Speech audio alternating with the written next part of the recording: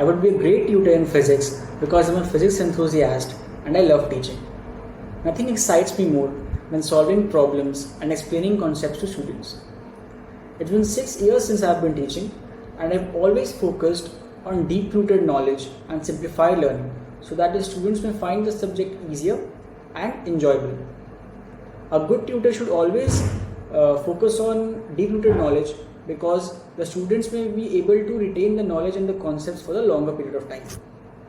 Physics is a conceptual subject and it consists of many laws, formulas and mathematical equations due to which the students find it a bit complex. But I feel that physics is a very simple subject if you can master the concepts very well. That's all it requires, and that is why I focus on crystal clear concepts. I work on maximizing the true potential of a student, and I'm a highly skilled tutor, and I know for a fact that I'll be a great tutor at your organization. Thank you very much.